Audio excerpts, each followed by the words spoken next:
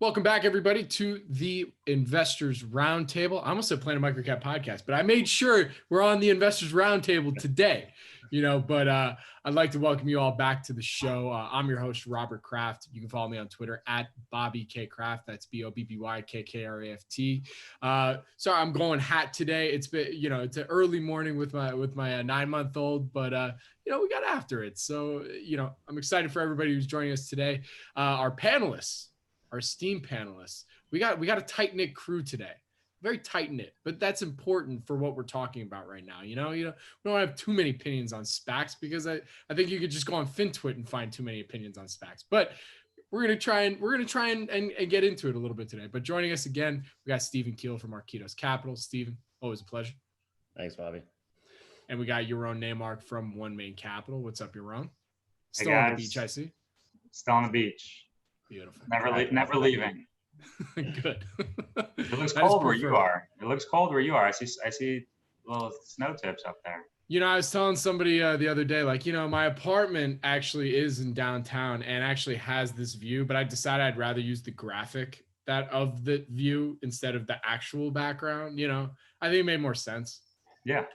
Right. So you surf in the morning and ski in the afternoon, right? Oh, that's the epic day. I still have yet to do that. I had a couple of friends that have done that, and they've been pushing me to do it. But that's gonna happen soon, assuming you get a babysitter. Babysitter. How far of a drive would it be? Let's say you surf in the morning. How far would it be to I don't know, like Tahoe, or where would you drive to? Well, you would take your chopper. The chopper, yeah, right. The shortest to like the best-ish quality is like you surf in the morning here and then you drive to Big Bear. Big Bear is like 2.5-3 hours away. I mean, or you could go to Mountain High, which is like I think an hour and a half away. I've never been to Mountain High. I've only done Big Bear, but you can do it. Come to California, surf and ski same day. Let's do it. But you might be able to get there one day, and it might be through a SPAC.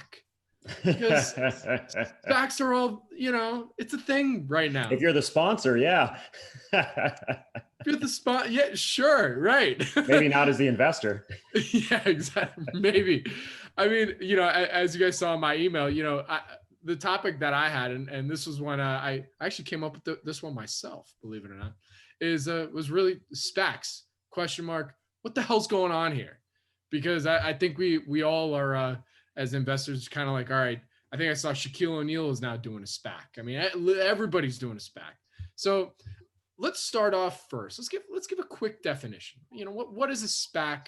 Maybe a little history too about, how it's gotten to where we are today. So who wants to take the definition and then we'll shift to the history. I'm happy to start. I mean, so SPAC stands for Special Purpose Acquisition Corporation.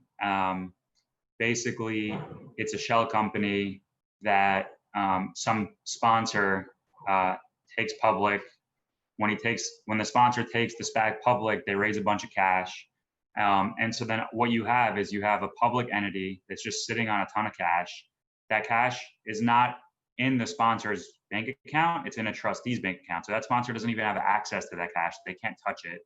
And it's sitting in risk-free government securities, probably of 2-year duration on average, which is how long the SPAC is eligible to be in those securities before announcing a merger.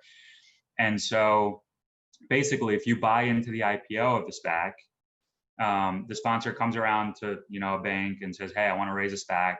The bank goes out to its clients and they say, hey, do you want to participate in this IPO? And the people who participate in an IPO, they get shares of the SPAC. Usually they come public at about $10 a share. So for your share that you buy, you have $10 a share sitting in a trustee bank account, and you get a SPAC share that trades for $10. Over 2 years, if no deal is announced by the SPAC, you get back your $10 plus interest from the risk-free securities. So really, that's kind of your downside. If a deal is announced or if no deal is announced, either way, your downside before the deal closes is $10 because you can choose when a deal is, let's say no deal is announced, that's the first one. If no deal is announced, you just get your $10 back plus interest from the risk-free securities.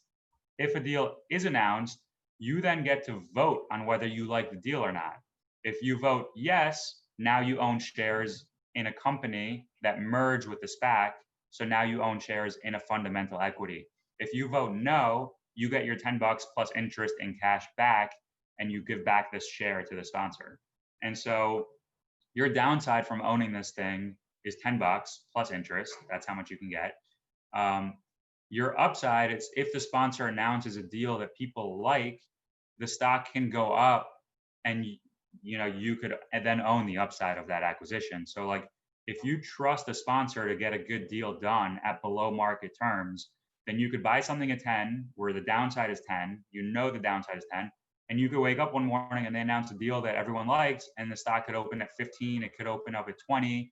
You could, maybe it opens up at 11 and you decide you like the deal, so you vote yes to the deal, then you keep your shares, and over the next 2 years, that stock can go up 5x, 10x. The most popular one that I think that's done really well over time was Burger King, which the parent is QSR, which I don't currently own. And the name of that company is Restaurant Brands.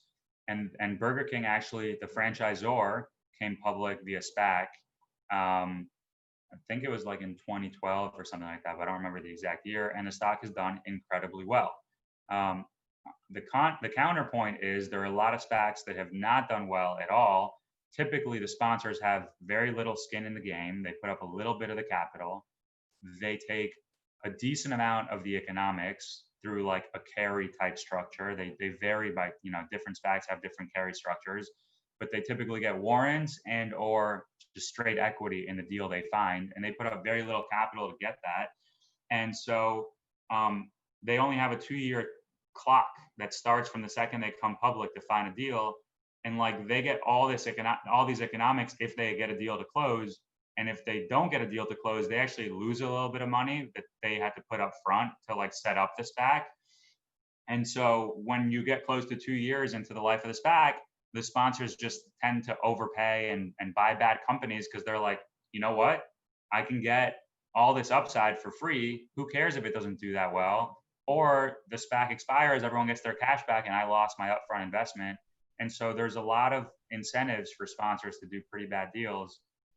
One other element I forgot to touch on is that if you participate in the IPO of the SPAC, if you buy those shares for $10, not only do you get the potential upside of the shares, you also get warrants associated with those shares as well. And so a lot of times when funds participate, they eventually, once the warrants become freely tradable, whether they're at 50 cents or $1, maybe they hold on to them till the deal's announced, then they sell them for like $2, $5, $10, or maybe they just sell them right away and lower their basis from 10 to, let's say, $9.50 or $9, and then wait for a deal to get announced. But the beauty for those guys is the downside is nothing. Basically, they're owning treasuries, right? And you could lever the crap out of that strategy because it's very stable, right? Because you could at any time after 2 years, you're going to get your $10 back, or anytime a deal's announced, if you don't like it, you could vote no. It's basically a cash alternative.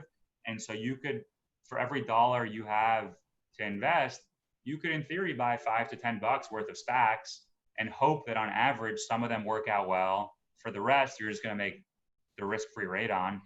And so like, they get the warrants, they get the common equity, they get to lever the crap out of it. And every once in a while you end up with a Nikola, which I have no position in, that can go from $10 to like, I forgot where it peaked out. I don't know if any of you guys remember, maybe like, yeah, I'm just looking right now. I think it got up to 70 something. $70. So like, and now it's back down to 22, which is still, despite everything that occurred to it, it's still at 22.97, right? So it's still a double in a 6 month. It's still a double from the SPAC price. So like, you have these event guys who just participate in any SPAC with any sponsor that they think could get a remotely reasonable deal done. And the sponsors basically have these blank check companies that then they go out and try to find merger partners with. And like, if you want to sell a company or if you want to take it public and the bankers tell you we think it's X valuation and private equity tells you we think it's Y valuation, and the SPAC sponsor comes and gives you Y plus 20%, like, why would you not take it? And the sponsor wants to get a deal done. So like, sometimes they are willing to overpay. And a lot of times for the company that decides they want to merge with a SPAC, for them, it's kind of, they have certainty on valuation. Because if you're going to go public and you want to do a typical IPO to raise cash, let's say, and to come public, you need to do a roadshow. You need to go meet with investors for months. You need to write an S1. You need to get the S1 vetted by the SEC. All this time you're preparing for a year to, let's say, to come public. And then capital market, and then March of 2020 happens, COVID hits, and the bankers tell you, sorry, like your valuation just got cut in half, or sorry, capital markets are shut down. You can't actually do a deal. And so a SPAC sponsor can say, hey, why don't you just avoid doing that year? We could do 2 months of diligence. We could do it very quick. You have to deal with one party, not 1,000 of potential investors. We'll tell you the valuation will come in at before you go through the whole, dog and pony show. And if you like that valuation, you don't need to worry about what capital markets are going to do next year. You don't need to worry about whether there's going to be demand or not. And so the only downside to a company that wants to come public that way is they have certainty on valuation, but not certainty on the transaction actually getting done. Because if you own shares in the SPAC, you can vote to redeem your shares if you don't like the deal. So if everyone votes to redeem because no one likes the deal, then the company ends up without a transaction.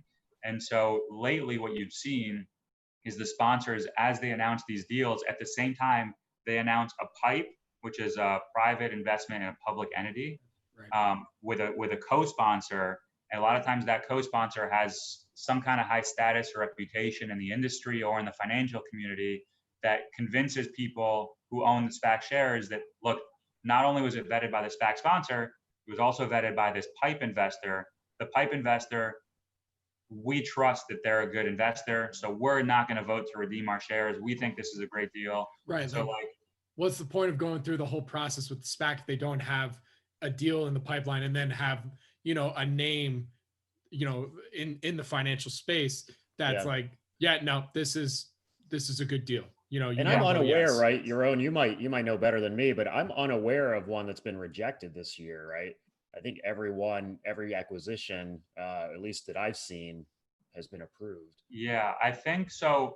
What happens a lot of times is when the sponsor negotiates a valuation with the target, they'll say, okay, our SPAC is $500 million of cash or $200 million of cash. We'll merge with you at X valuation. And the condition and the target will say, fine, but we need to raise at least 200 or 300 million of your 500 in cash. If more than 2 or 300 redeem, no transaction, the transaction's off. But if like 100 million redeem, we'll still do it. So a lot of times they have those kind of gates. I would say if you go back and look at the history of these things, when you have a very high redemption rate, that's just enough to get the deal done, the deals tend to perform very, very poorly. And when you have a high acceptance rate, they've tended to perform a little bit better over time. And that's kind of obvious. The SPAC guys who own it at $10, if fundamental guys are like, wow, that sponsor just announced a great deal, they come and buy it from the SPAC guys at 10.50, 11, 12, 13, 14, they're going to vote yes because they're excited about the deal. So you have a very high acceptance rate combined with the fundamental community liking the business and liking the story and liking the management team. When the fundamental community is like, we're not sure about this deal, and the SPAC guys have to decide on their own, are we going to vote yes or vote no? And a lot of times the sponsor will come back and give a little bit of enhanced economics to convince people to vote yes, and they kind of push the deal through, but there's a big rejection rate. Those deals tend to perform very, very poorly over time. So it's a very interesting dynamic. I think that it's gotten a lot of media attention. There's here we are. Yeah, here we are. There's a variety of different sponsors, some of which are nobodies that I don't know how you could trust them with your money, but because the downside is like a Shaq sponsor, for example, in this mania that's going on right now, you still are going to get the risk-free rate if you buy his SPAC and you don't like the deal. There's a shot that Robinhood investors or just want to buy the Shaq SPAC and take it from $10 to $12 before he even announces a deal. There's a shot he announces a deal that's just with LeBron James and Kanye combined, they go out and find this company, this new shoe company that Kanye wants to start, and the stock goes to $30 because retail investors get excited about it. So there's a reason to buy the Shaq SPAC. I don't know. I might do that. I might do that deal though. Kanye's shoes, they sell, man. Those shoes. So I think full disclosure, I don't own any of these. The only way it's riskless for you though is if you get in at the IPO or if you buy in below the $10, right? A lot of times with these popular SPACs now, with the Chamath ones that have been coming out, like the IPO price might be $10. If you have a good relationship with the IPO bank, you might get an allocation to that IPO at $10. But if you don't have a good relationship with them, you're not getting an allocation of $10. They don't open at 10, right? Because everyone's just assuming that they're going to go up when he announces a deal. So like they open at 10.50, they open at 11, they open at 12. And so I think in general, if you're going to buy in at $12 for a $10 cash in trust value, you really need to believe that the sponsor knows what he's doing and is going to create a ton of value for you over time. But how do retail investors get access to the IPO price? I mean, most don't. I would imagine they can. Most don't. Yeah. Most have to buy at $11, and that's why the SPAC community has done very well. Like the people who have access to SPACs right now have done better than they normally do because of this retail mania. And like it's just anyone who has any kind of reputation or no reputation can raise a SPAC now, because like people realize that you get this upside optionality with very little downside if you get in at the IPO price. I think that if you're going to buy in for the long run, like if you want to trust the management team, actually not just to play the SPAC arbitrage, but actually like trust the management team, I think you want someone with a history of making money and investing in the past.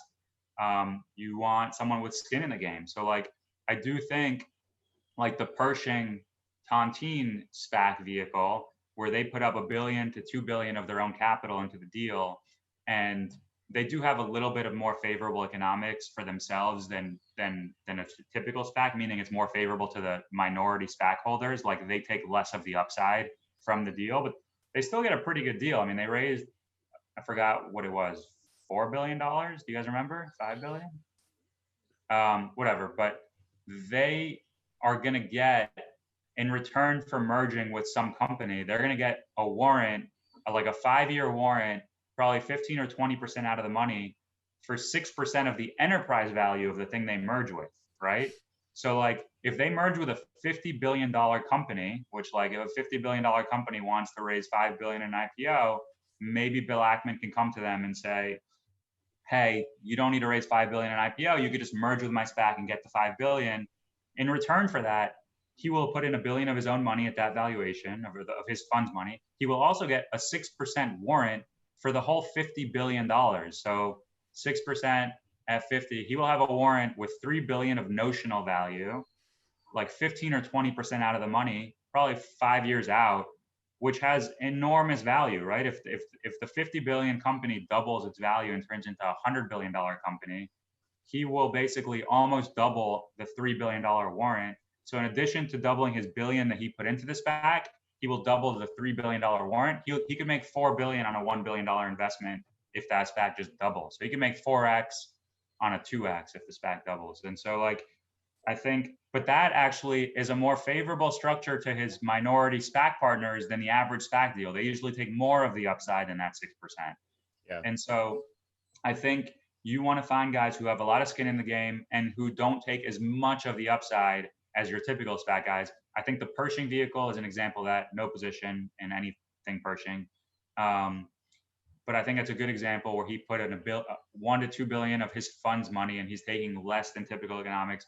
I think the Chamath deals also are a good, which I don't know any of those, are a good example of ones where there's skin in the game. He puts a few $100 million of his own capital into almost every single one of them. And he's done successful deals in the past. He's clearly been a good investor. And so I just think if you're gonna go out on a limb and like trust the sponsor, I think you need to know who the sponsor is, what their motivations are, what their track record is. Otherwise, like, unless you're just getting in at the IPO price of $10, you're taking a gamble. That's my spiel. Yeah, and to Yaron's kind of points here, a couple of just kind of looking up online here while he's chatting. You know, the Chamath SPACs, the ones that have not found an acquisition yet, they still trade at 10.50 to 11.35, right? So to the point that you're not getting in at $10 once the secondary market opens. So you know these popular SPAC IPOs, you know, if you have these relationships where you're with the investment banks, you're able to get in at the IPO, great. But immediately, you know, you're getting, there's a 5 to 15% return there on the secondary market, or, once it begins trading, in anticipation that these are going to be successful. And that's not typically the case. And so when you think about some SPACs that are worth looking at, the Chamath ones, the Ackman ones, and things like that, there's going to be a Vision Fund one apparently coming out. I just saw this news yesterday. And these are the ones that, when they're already trading 5, 7, 10, 15% up on the announcement and funding, the market obviously believes that they're going to find something very attractive and accretive there. So, I think taking a half step back about why this is occurring now, that's what I find interesting. And I think there are a couple elements to that. First of all, we're in a pandemic. The normal roadshow things are not happening. The normal due diligence that would happen during the IPO process is not happening. And I think that has some effect here. Obviously, the capital markets are in a unique situation. And if you're a company that was looking at coming public in this year's window, if you were planning last year and now that's gone, and you have all of this additional uncertainty, with these SPACs, you can have certainty, right? So you have certainty there. And then look back at WeWork, right? If WeWork would have come public via SPAC rather than attempt to go through the IPO process, it would have been an entirely different situation. Look, arguably, Nikola, was in a much more precarious situation with regards to their financials and their strategy and et cetera, et cetera. This was kind of before even the GM investment, as WeWork was. Right. So when WeWork went through that process, now you had, different elements because of the CEO and everything, but they could have come, if Vision Fund would have had a SPAC and would have brought WeWork public through that, heck, it'd probably be trading at $30, $35 right now. Right. That's the environment we're in. But instead it blows up and is near bankruptcy. Okay. So I think the WeWork debacle had something to do with it as well, especially with all, and then with all the kind of upcoming and current uncertainty. And the day-to-day just issues with investment banking and how the normal IPO roadshow process is much different today. This is an interesting thing to follow. I don't have any investments in any SPACs. I do have an investment in a company that is a sponsor, and it's potentially very attractive if they can consummate a deal, because this particular company, I won't say the name here, but they put up $30,000 and they get 20% ownership, and it's a $300 million fully funded SPAC, right? So, and then they've got, additional warrants. They committed to put in additional capital as well. So, the risk is they don't close on something. They got 2 years to do it. But if they do close on something, that $30,000 investment and some outside costs in terms of finding that acquisition, it turns into $600 million or $60 million. In this particular company is relatively small. So it's attractive as a sponsor. There are a number of, you've got the large ones at Chamath, the Vision Fund's going to do at Ackman. But then on the smaller end, you've got some smaller companies as well. And there are 3 or 4 that it would make a third of the market cap, half of the market cap if they consummated a deal. Now, the chances of them consummating a deal are much lower, but the fact that they started the SPAC means they have something, something in mind. And it might be something that instead of a couple of these 2 companies that I'm particularly thinking about, the smaller ones, public companies, they were planning on making acquisitions, full acquisitions. And now they launched the SPAC to make those acquisitions through the SPAC, which is more lucrative for the companies themselves. So these are companies that do have some sort of, acquisition experience there. It's a fascinating thing to look at, an area and a moment in time. Don't know how long this is going to last.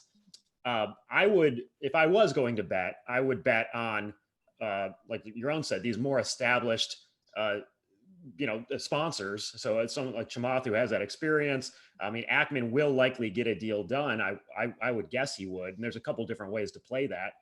The SPAC itself, or you could play it through his closed-end fund or through his public company.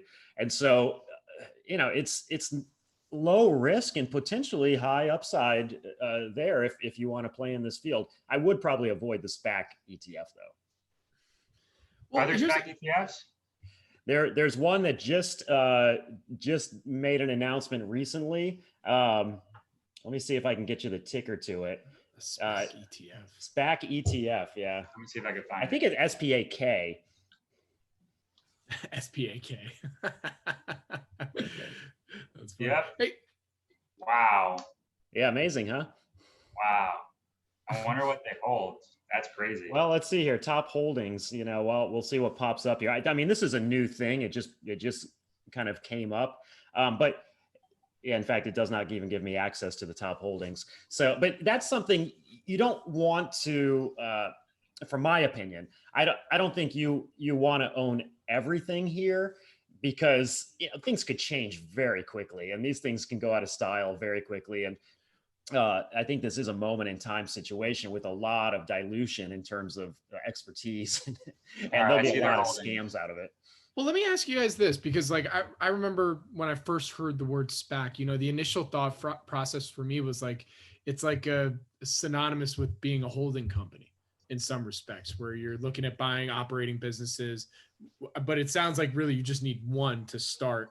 Just to really get the thing going. The question though is why would they become public via the SPAC? Right. And that's what makes it, whether it's a good investment or not. And there are some legitimate reasons why it should, why a company would, and especially if you're able to partner, with an Ackman, or you're able to partner with a Chamath or something like that, that actually venture capital style provides additional association positive things. If you're in a desperate situation, if you're at the end of this, closing in on the end of the 2-year period, and that's when some of these acquisitions, they're kind of they're forced to be made because the sponsor needs to close something. Somehow the sponsor convinces the funders to accept it, and that's where it gets a little bit more dangerous, I think, as an outside investor. And I've seen that with a couple other companies I've looked at through the a couple that came public via SPAC, where they otherwise would not have been able to successfully go through the roadshow, right, or successfully IPO, or they might be in a situation where they're in a more precarious financial situation. I think that's totally different than some of these late stage venture deals that are coming public through very established sponsors. Right, because it sounds like most of these deals that are, or these companies that are being looked at to go public via SPAC, we're not just talking about, because one of the things I thought to myself was, okay, is it because of the pandemic that we have some of these private companies that are like, you know what, I'm looking for an exit at this point, and so, I was going to say, like, I took that thought process back, because it doesn't really seem like that is really necessarily the case anyway, when it comes to, at least on the successful SPAC side. Yeah, if you're looking for an exit, private equity is sitting on as much dry powder as they've ever sat on. Right. Big companies are pretty well capitalized and are able to buy small competitors or small emerging players if they want to. And capital markets right now are wide open if you want to come public the traditional way. Credit markets, capital markets. I think that you had a little SPAC mania. I think it was like during the .com bubble or in the housing bubble. I forgot which one. And then a lot of them collapsed. And so people were turned off by the word SPAC for a long time. Well, why did they collapse? Because they did bad deals. Just bad deals. Okay. Like, you basically need fundamental investors to believe in order for the SPAC ARB guys to want to buy in and hope that they could hand it off to the fundamental believers and they make their money. The ARB guys do not want to they don't want to take fundamental risk. Like, a lot of the ARB guys, they're out at $10, whether it's them redeeming their shares or them getting the redemption if no deal is found, or them selling it to fundamental guys before they ever have to vote on whether they like the deal or not. So, like, when a deal is announced, if the stock goes to 12, the ARB guys sell it to the fundamental guys at 12. The fundamental guys then take it and vote, yes, we're going to approve to close this deal. We're not going to redeem. The initial SPAC buyers will vote most likely to redeem and not vote yes on your transaction if they still own their shares a few months after you announce your deal. So you announce your deal, the management team goes out and pitches their story to the fundamental guys, who hopefully come buy the shares away from the SPAC initial funders, and then they vote yes on the deal. If the fundamental guys don't come and buy the shares away from the initial IPO investors, you're most likely not going to get the deal done. So like, if those fundamental guys get burned by SPACs over and over and over, and they're not there to buy the shares from the ARB guys, then the ARB guys won't buy into the IPOs anymore because they don't want to just make risk-free rate, right? Their cash is sitting in an account making 1% for 2 years with the option that they could wake up one morning and Nikola merges with their SPAC, and now instead of $10, they wake up and it's worth $20, with their downside basically zero. If the fundamental guys just don't believe anything anymore about SPAC land and don't bid it up to $20 when a cool deal is announced, the ARB guys will stop buying into the IPOs, and then sponsors won't be able to raise the initial capital. So like when there is retail mania, I think it's much easier to go out and raise SPACs, because then the ARB guys are like, okay, I get a free option on the retail mania. Right now, if you want an option to double your money in 3 months, you have to go out and buy some of this high flyer stuff that can go down 50 or 70% if the market turns on you. Or you could buy shares in a SPAC, your downside is zero, and you could wake up one morning and you 2x your money. So like, I think if you want to bet on retail mania with limited downside, SPAC is an interesting way to do it. Bankers obviously realize that. SPAC sponsors obviously realize that. Everyone makes a lot of money when all this stuff works. And so of course you're going to see volumes skyrocket. And when does it stop working? Here's the question. Right. Because it will. And these terrible deals that happened at the end of the last SPAC mania that took 10 years to recover to, have it be popular again. Here we are. And so I don't know what the answer to that is, but it will end. It will end because there'll be less retail investor mania, and there'll be a lot of bad deals. And once that happens, here's the question: where does Nikola trade in 2023? It got up to the high $70, went from 10 right to the high 70s. It's back down to 22. GM has an investment. The CEO is out. Which if I was the CEO, I would have got out too. Obviously he had a lot of other things going on, but cash in those couple $2 billion and go live your life and not have to deal with all the fallout that's going to happen in the next few years. What do you guys think? I'll ask both of you. 2023, is Nikola bankrupt? Where does the stock trade? I have no view.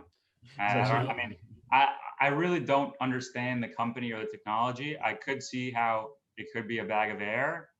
I also could see how Jeff Ubben, who's like the former Value Act CEO, who now has his own fund that's an ESG fund, I could see his assertion being accurate, where it's like, do you think all these sophisticated parties would sign up to doing business with this company if they did no diligence and didn't believe in the technology? So like, I'm not smart enough to have a view on whether that technology is real or not. Like, I did see the same thing happen in Theranos, where you had Walgreens sign up and you had a bunch of these very successful people sign up to the board, and you had Rupert Murdoch put in a few $100 million of his own personal money. And I would have thought the same thing, like, how are all these sophisticated counterparties going to get conned by, something that isn't real? And then obviously they all got conned and lost all their money. So like, I could see that happening with Nikola, but I also could see Ubben's assertion where it's like, these guys aren't stupid. If they put in money, the technology is real. Maybe it's a little bit further behind than, the public market initially thought. Maybe we were too early to come public. Maybe we should have waited longer, but the technology is real. I don't know which one it is, so I won't take a bet. Like, it could be zero. And that's what I'm getting at. The Theranos thing was exactly what I had in my mind as well. She would have come public via SPAC right now, and totally. And the company would have gone. I mean, that SPAC would have gone from 10 to like 50 for sure. Exactly. And they would have used those proceeds. They would have done again, their pipe deal involved. There would have been a follow on at some point as well. Instead of going to jail, she would be a billionaire. Yeah. She'd be a billionaire, and they would use that money to actually, attempt to develop these things in a legitimate way. But that's the environment we're in right now. And that was my point about 2023 is, look, I believe it will be over by then, this mania, and probably much sooner. And so then where do all these deals go? With Nikola as kind of a metaphor for all the deals, not to get specifically into, to Yaron's point, I totally agree. It could be nothing, or it could be could be very successful over time. You do have some very, very smart people involved there. But as a metaphor for a company that perhaps could not have come public via the traditional IPO process, does it through the SPAC, what do these groups of companies look like in 2 or 3 years from now? And by the way, I have absolutely no problem with companies. Well, I have no problem with companies having access to low cost of capital. I think it's a great thing. Like, if you have people who are visionaries, who are trying to change the world for the better, the more access to cheap capital they have, the better in my eyes. You know, like people who are trying to solve world hunger and world pollution and healthcare and all this stuff. Like, I want them to have as much access to low cost funding as possible. Obviously, that comes with some baggage. There are some people who aren't really adding value, who aren't even trying to add value, who are just leeching off that.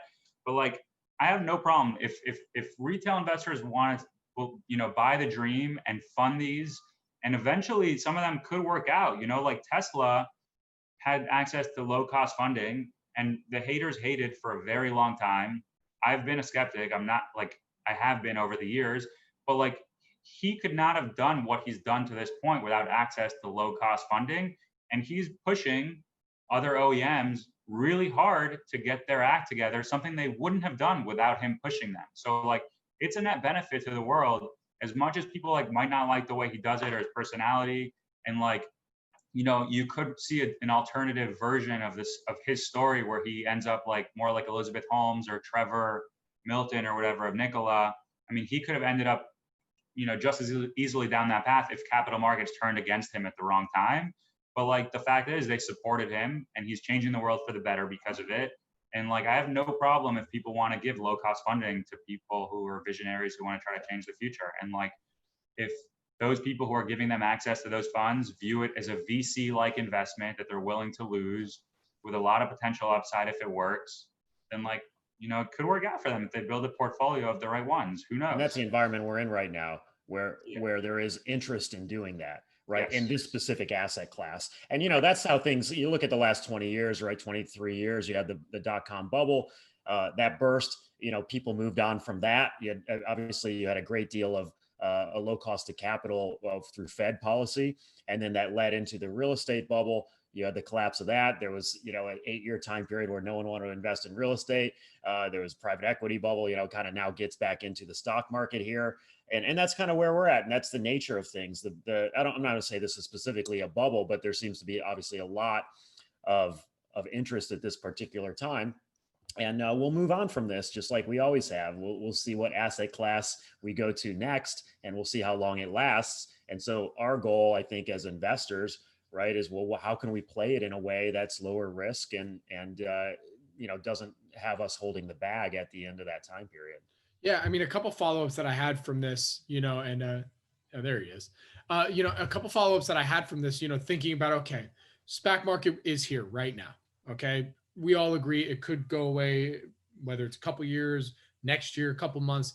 You know, we don't know when this is kind of going away, but I mean, are we going to be left holding or seeing, you know, a bunch of companies that went public via SPAC that, you know, we're just capitalizing on a mania or some sort of trend right now? I mean, are we going to start seeing a bunch of, you know, EV companies that went public via SPAC that are now just gone, or, you know, you name the trend that's crypto? I don't know. You know, are we going to start? There will be like bag holders. There will be spag holders holding the spag. There will be people. Holders. There will be people left holding the spag. Sorry, we're not laughing at anybody's unfortune that may happen from this. You know what, though? Nobody's laughing at their misfortune. I don't want anyone to lose money. No, of course not. But it was their own decision. And here's the thing: is once you get, we're not to the late stage of it yet. I think that's fairly obvious. Once you get to the late stage, it's going to be cannabis, crypto, and everything like that. Now we're not quite there yet, but maybe we will be in a year and a half as we're hitting the time period of some of these. I do think it's unfortunate that you do have people who are just financially motivated, taking advantage of this opportunity to just raise money, even though they don't really know what they're doing or have a clear vision for how they want to change the world by doing so. I do think it's unfortunate because they're going to end up ruining it for the guys who do have a clear vision and who do want to add value by raising these SPACs.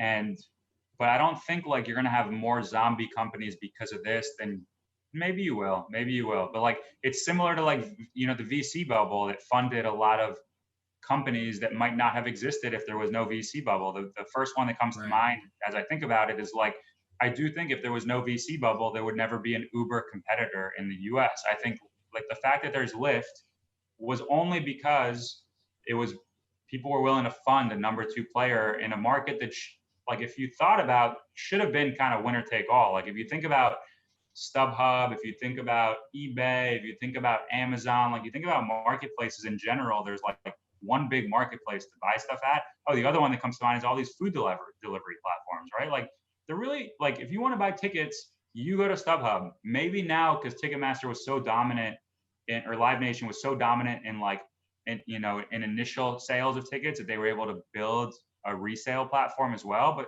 like they funded that with internal profits. They didn't like it wasn't a pure speculative bet. But I would think like a food delivery platform, like there really should only be one. A car, a ride hailing service, there really should only be one. And that platform should be dominant and very profitable. And the fact that they're not is because I think there was a VC bubble. I do think like the SPAC bubble might lead to similar outcomes for a lot of these companies. But again, I'm willing to live with other people suffering the consequences of irresponsible bets with sponsors that they don't know anything about and don't end up delivering if it gives access to low cost funding for the guys who really are trying to change the world. And the customers benefit from that. That's the entire point here is that, so you have some people who will, investors who maybe don't understand what stage they're in and make some foolish investments at the end. And they're not just retail. I mean, sometimes they're professional as well, but those who benefit, Uber and Lyft, the customers and the recipients get lower cost rides. Right. So there is a subsidy back to that because, generally they're operating at a cost that's higher than their revenue. So, same thing. There are certain industries here, and we'll see how this all plays out in the next 5, 7, 10 years, whether there's consolidation or certainly some of these companies might or will go away as all part of the creative destruction process. And look, the SPACs are a way here that it's a little more public looking as well. If some of this happened in the VC world and the private equity world, where the average person doesn't have access to that, and they do though in the SPACs, and everybody can't open up a Robinhood account. That's obviously been a popular thing here during COVID as a way to quote unquote gamble in some ways while sports gambling was gone too. And, so younger people and others like that can talk about it, whereas they just did not have access to kind of investing in a PE fund as an individual. I think it's a fascinating discussion here. I don't know. I mean, Yaron, obviously you're following it very closely. You don't have to give away the names, but are you seriously looking at or investing in any of these companies? I'm not. I am invested in one company that came public via SPAC in 2016. They merged with a SPAC sponsor. The name of the company is Limbach Holdings. The ticker's LMB. I own it. I think that they initially burned the initial buyers, the fundamental buyers of the SPAC deal. They disappointed on their fundamental performance. They took their eye off the ball in terms of their balance sheet and their working capital management. So they got pretty liquidity constrained and almost ran out of money and had to go out and borrow money at 13% interest in order to stay in business. And so people got fed up and sold it down. After the deal was announced, they went from 10 to like 15 or 16, and then it went down to as low as 2 because everyone lost faith in them. So I own a broken SPAC that's now in rehab, and I think is going to make its way out of rehab at some point in the next 12 months. Yeah, and it's at $9.30 right now, just to put a price on it here. So it's really amazing. It got down to $2, and you get into these situations, SPAC or no SPAC. I mean, where it's basically the equity, the stock price is a call option on the survival of the company. When it gets down to that price. It's not a bad idea to have a little basket of those every once in a while. Yeah, so I mean, there are a bunch of those that go from 10 to 15 down to 2, and some of them go from 2 to bankrupt, and some of them go from 2 back to 10. And like, the reality is, if it's a relatively unlevered company and it goes from the initial SPAC price of 10 down to 2, then the enterprise value that, may have been 15 or 20% too expensive at the time of the SPAC transaction is now might be 70 or 80% cheaper than that 15 or 20% too expensive. So they could get really interesting. I do think it's an interesting place to fish in the areas where like unsophisticated buyers buy them from 10 to 15, then get scared and puke them from 15 down to 2. Like if you see SPACs at $2 or $3, like generally they're hated. People don't trust the management teams anymore. They burned a bunch of investors. And like the only one I currently own is Limbach. I've looked at others in the past. I think there are others that have gone from 2 back to 10 or whatever. There's energy and infrastructure. Is it IEA or EIA? IEA. Infrastructure and energy alternatives. Energy alternatives. They came public via SPAC a few years ago. The stock got as low as like $1.70, and now it's back up to $8.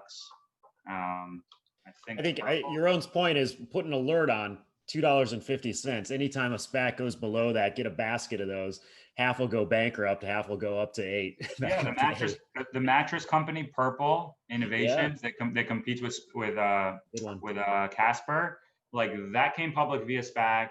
It got as high as like it sold off right when the deal closed, actually, down until like the $5 range, and now it's at $30. And I think there's one more I'm thinking about. So we did a whole episode on avoiding the crowd with Maj Soueidan on Purple, and just looking at that, a portfolio protection series episode just on that. Interesting. So, all right. Yeah. I think like broken SPACs are an interesting place to fish. I think if you can get an allocation to what is going to be a popular SPAC at the IPO, I highly recommend. Well, I don't give investment advice actually, but I would highly recommend myself, if I were advising myself, to subscribe to as many shares as I could in that SPAC, because I do think it's an interesting option, and I would treat it like cash in my portfolio. So like I wouldn't treat it as exposure really. And I do think there are interesting ways, like to Steve's point, like the Pershing vehicle, the closed-ended vehicle. If the SPAC announces a good deal, like I said earlier, he has the $1 billion of the fund's equity that he's going to be putting into this thing. He's also going to have 6% warrants on the SPAC target. Those 6% warrants are going to belong to the closed-ended vehicle, in addition to his offshore fund as well, and probably his onshore and offshore funds as well. But like that could end up increasing NAV of his closed-ended fund by a fair amount if the SPAC performs well, like a lot. Like it could, provide 30% upside, 50% upside to his closed-ended fund. So like if he announces a deal that you like, maybe that's an interesting way to play it.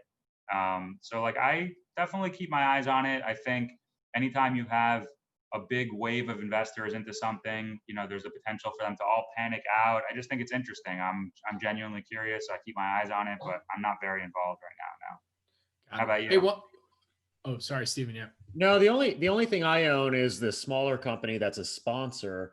And I think, that's kind of the area where I'm looking at. I actually did, for a short time period several years ago, own Limbach as well. And this was a couple month time period of the warrants. But right now, I don't know any SPACs. It is an interesting area to look at, especially as you're kind of a special situation investor. You're looking for company specific things here. Because look, there's in certain instances, it could be low risk and very high reward, as we've discussed. I like this idea of the sponsors, though. If the sponsors can consummate a deal, and if the company themselves are not the sponsor themselves, if it's a public company or there's a way to play it publicly, if the one I'm holding, for example, it already trades at like a 30% discount to its liquidation value, and you have this additional potential upside here.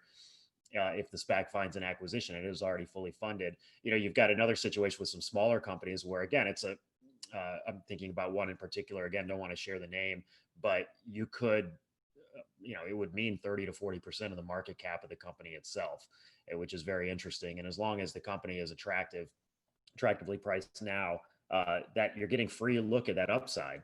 The Ackman vehicle is interesting as well on the sponsor side. So I would look at the sponsor side I am looking at the sponsor side and, be very selective on the actual SPAC side itself. But I guess, to Yaron's point too earlier, it maybe the other way to play it. I don't know this. I'm not doing this, but maybe the other way to play it is look at these broken SPACs, because those companies who publicly look very, very bad, that's where there's potentially the most upside if you can take a basket approach or be diversified. I typically don't do that.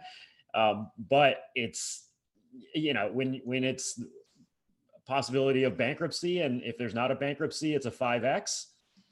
That's not a bad way to look at it if you can. I mean, if a management team, if a SPAC sponsor is very close to not getting a deal done, and they want to get the deal done because there's a lot of economics that would accrue to them, they could be overly promotional in trying to convince fundamental buyers to buy the shares before the transaction closes and vote yes for the transaction and not to redeem the shares. So like, you could have situations where, like, if it's not that well received up front, they become overly promotional to get the deal done.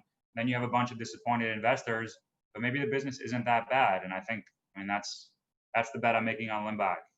That's the bet I've made, and that's the bet I'm making. So, hey, yeah. One last question on SPACs, just to kind of wrap it up here. I mean, from kind of like I guess you'd say from a technical side, when these things are announced and whatnot.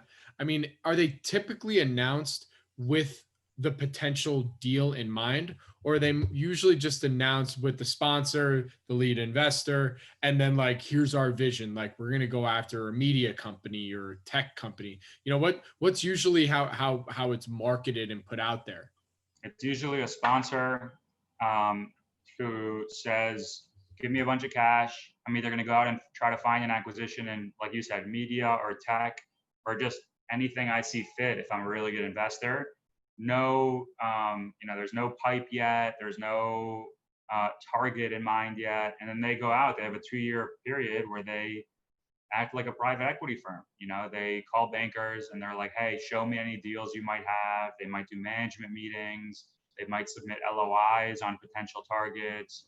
Then if the LOI is accepted, maybe they do a deeper dive of due diligence. Then they like try to move the LOI into a definitive purchase agreement, finalize it, all the legal docs. And then once they're ready to announce the deal, once everyone's ready to sign, they file an 8-K saying, today, SPAC company F is merging with fundamental company B at this valuation. Please see our attached investor presentation. They usually put out a deck, whether it's like a 15 or 30-page deck, talking about the business and why they think it's an interesting opportunity for investors to own it, and why they're coming public, and then the management team of the target, they do kind of like a mini roadshow to try to convince fundamental buyers to buy the SPAC shares from the event guy who signed up for the initial IPO and vote yes for the deal. That's kind of how it plays out. Got it. All right. I was just looking while Yaron was talking there. I mean, the Pershing Square, it's still a massive discount to NAV.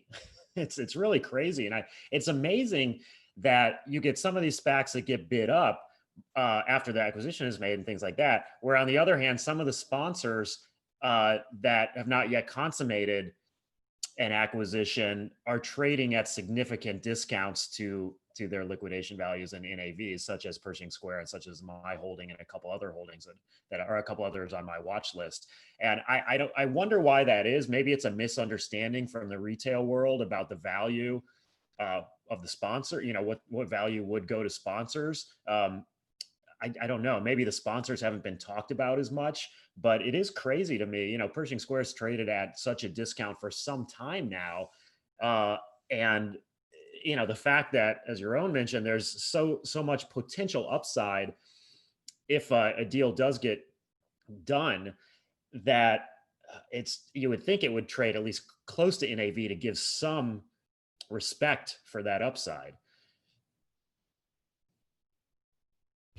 Absolutely. Yeah, I agree. Yep.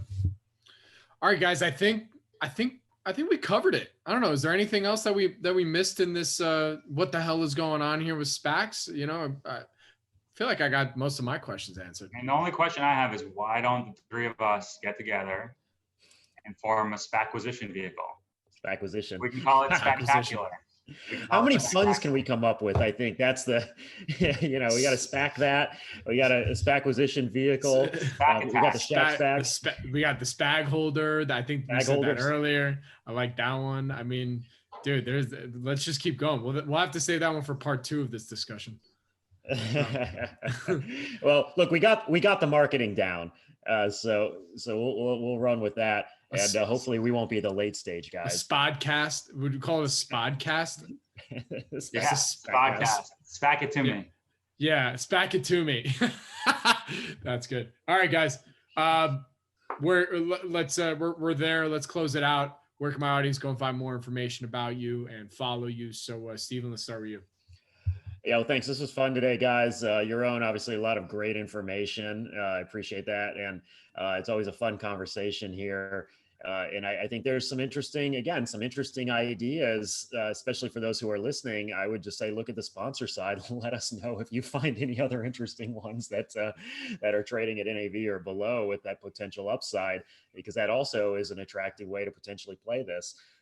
You can find me on Twitter, Stephen_Kiel. That's with Stephen with a V, last name Kiel. I'm at Arquitos.com. Arquitos Capital is my fund. And then Willow Oak Asset Management is a company I'm associated with that provides operational services to funds as well. So you can find us at willowoakfunds.com. Very good. Yaron. This was fun. Thanks for the time as always, guys. You all can find me on Twitter. The handle is One Main Capital, the number 1, then the word main, MAIN, capital. My contact information and website info is on my Twitter page as well. And so look forward to connecting with everyone. Very good. All right. Well, this has been the Investors Roundtable. I'm your host, Robert Kraft. You can find me again on Twitter at Bobby K. Kraft, BOBBYKKRAFT. You can listen to every episode of the Investors Roundtable on our YouTube channel, youtube.com/SNN Wire. And thank you all for watching. Thank you, Yaron and Stephen, for participating. And I'll SPAC you later. Oh, there it is. It's the SPAC out. Later, guys. See ya.